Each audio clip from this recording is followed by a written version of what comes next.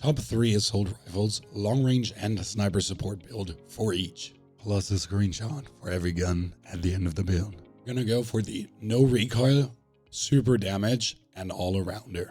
Let's begin with the all-arounder. That's the TAC 56. First sniper support, then long range build. Barrel is the #1 attachment, and that's the 70.5 Tundra. Damage range and bullet velocity plus. Tuned towards recoil steadiness and damage range. The inside of the TAC 56 is okay, but if you really want to do these super long range shots, I feel like you want to see more.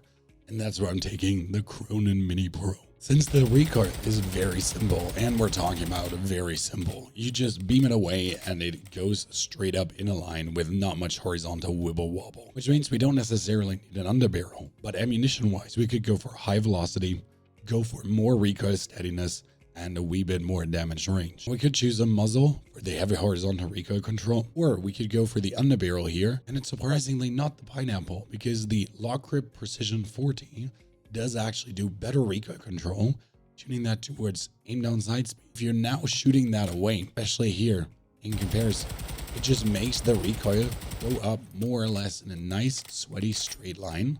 And when you're shooting this on the distance, 1-2, 1-2, easier than ever. Now, since the gun has already perfect recoil and everything is nice, you could choose the 40 or the 60 round mag. Both very good, but if you think the 30 bullets are enough, which they are, you could also just go for an OLV laser straight away for better sprint to fire and ADS time. Creating a fast moving, fast ADSing, long range laser beaming monstrosity. Can compete with SMGs, can compete with ARs up to 40-50 meters. Long range version needs you to keep the barrel.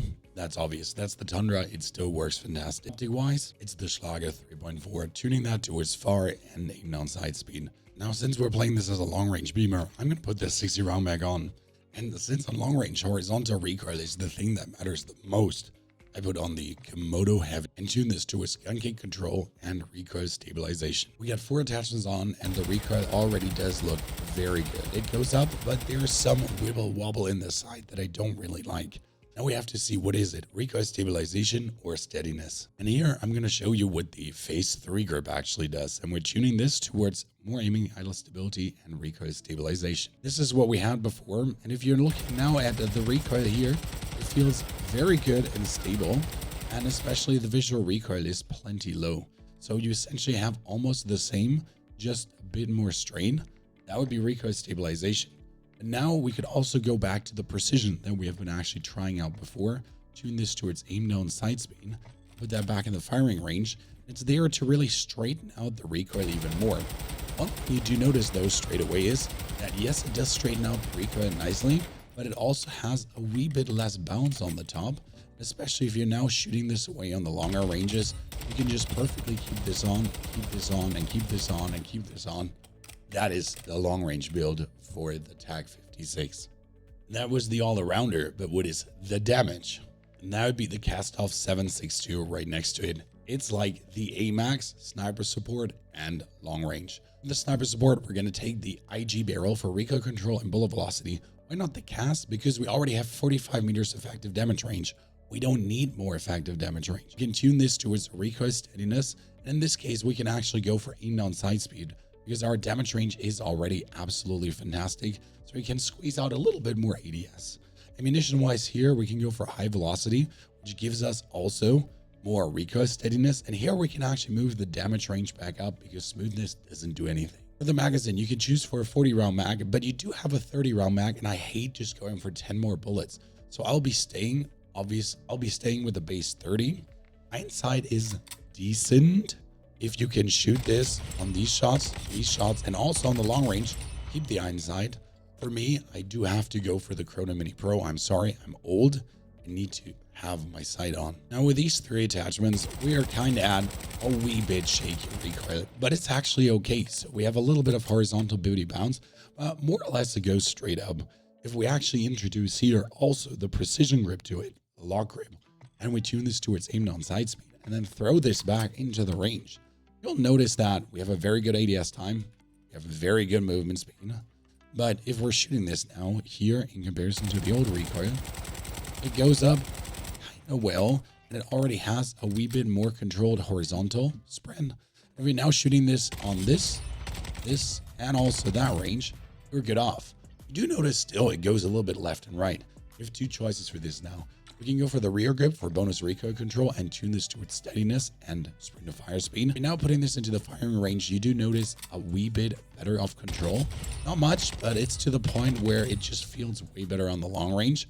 Or you would put the demo grip off and you put the muzzle on for horizontal recoil control towards gun kick and recoil stabilization. If you're now shooting this away, similar thing, it also does feel very good. It's kind of like a choose your poison thingy. The advantage obviously on the demo grip is that you're going to be going for a bit of sprint to fire, so you can whip the gun faster out in the face of your opponent. And this is the sniper support, and for the long range, we need to take off uno, dos, tres, cuatro. We'll keep the barrel because it does a huge chunk of recoil control and bullet velocity. Again, damage range is not and never has been our issue. The optic, we're returning to the Schlager in this towards far and aim down sight speed. We could be slacking on the 40 round mag as we're going on range, but again, I kind of feel like if I do more recoil attachments, I don't need the 10 bullets more, especially since the reload is really quick. Because then you could go here for the underbarrel for the lock grid precision towards aim down sight speed. We could go for the muzzle, and we wouldn't go just for the horizontal. I would take actually a vertical and horizontal control with the sock in, because it is a little bit more bouncy like the Emax was. And here we can now also choose to go for the rear grip with the bonus of recoil control into steadiness and aiming idle stability. And all three together now with the Schlager have a very good recoil profile, and it does significantly remind you of the Emax. It just literally goes up in a tiny wee bit line. If you're now shooting this away, like obviously here you could whip it out on these distances, but the most important is obviously the back distance. You do notice an aggressive climb going up with the gun, but you can really get this on and keep this on. This is more for advanced players than it is for beginners. That's some recoil, ultra high damage. What about the no recoil? And that's the jack of all trades, the Lachman 556. Here we'll start with a long range build and then move to the sniper support. The barrel, we're going for the 15.9 wrap barrel for bullet velocity, damage range, recoil control, and we're putting this for aim down sight speed and recoil steadiness. Optic, Schlager again, tuned on far and aim down sight speed. For the magazine, you could go for the big 60 round if you like to, especially since this is just no recoil beaming away. And with these three attachments, we're already very good. On the range, we can just hit it on, like literally just hit it on. And if you're looking here for the recoil, it just goes really up in one straight line. So you want to essentially make this even more straight, even more chill. And that comes with the underbarrel again, lock grip precision 40. And yes, it has significantly performed better than the Pineapple, because the Pineapple has a cluster of bullets at the end towards aim down sight speed. And here you have a choice to make. You could go for more velocity, but if you feel your velocity is good, we're taking a muzzle. First and foremost, let me show you how it looks now with the bonus. And that goes really nicely up. You notice that the sight actually doesn't change much. And we're just beaming this very good up. And then we're staying here and it just doesn't go away. Like you notice this, right? Going up. And like that's the recoil. That's what we have. So we don't actually really need a muzzle. We don't need horizontal recoil bounce or whatsoever. So we can take the high velocity rounds towards damage range and recoil steadiness because we get a huge chunk of velocity regardless. And we're now shooting this away on the distance. We just have a very stable laser beam that just goes up in one goddamn line. And this is truly the Kilo 2.0. The visual shake in the side is absolutely minimal, and you're just bringing this up. If you now say too much recoil, velocity off, and for the muzzle, you're going to put on the Komodo for the horizontal squeeze. Now for sniper support, I don't actually need a sight, but I will keep the wrap barrel because of the bonus in damage range, and the tuning from aim down sight speed still stays. We're not going to go for more damage range, and recoil steadiness is the same as well. Good thing is, since I don't need a sight, this is very easy to handle. I mean, I can do these shots, I can do these shots, and I can also do the very long range shots. That's quite easy. So I have one attachment slot open, which is nice. Magazine, you could go for the 60 round again, stealing you some movement speed and ADS speed. Or if you feel better, the 40 round, only 10 bullets more. It hurts, yes, but I cleared up the sight, so I think 40 rounds is quite good. Now we don't need to shoot this on 200 meters, so we can slap on a laser for a little bit faster sprint to fire speed and ADS speed. And then we can still put on the high velocity rounds to really have the bullet velocity on any range. Especially we can increase the damage range and the recoil steadiness. That's 4 good attachments already that lead to a very congruent, nice recoil and allows you to just shoot absolutely straight. So we notice some horizontal bounds, not much. If you need to shoot this now on this range, or this range, you do not have any issue with this kind of stuff. Now, obviously, feel there is a bit horizontal bounds that you need to control.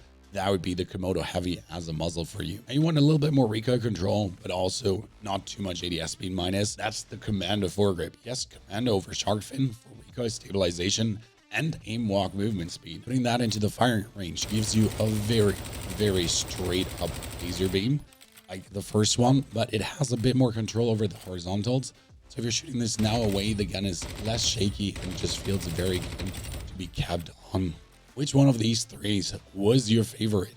As a bonus, the sniper I've been playing with this is the MCPR. The MCPR is blessed with a standard, very good sight that gives you this very bright red dot on ranges. And for the barrel, we're taking the 22-inch and we're tuning this towards aim down sight speed and aim walk movement speed. That when you're aiming, you can strafe around. Also better, we put on a laser with the Carrizo Last 44 and the F-Tech Dreadnought for more bullet velocity as the muzzle. With aim down sight speed bonus, you do need the ammunition, and we're talking about the Mac high velocity rounds. And we're tuning these even more to its bullet velocity. And last but not least, we're going for the rear grip with a bonus of aim down sight speed, and you can do more aiming idle stability and more aim down sight speed. That gives you then a gun that doesn't sway all too much, but it actually ADSs super fast. I mean, for a HTR styled sniper, this is crazy. Now, if you're looking for some SMGs to pair with these assault rifles, there's the whole video covering many amazing ones of them.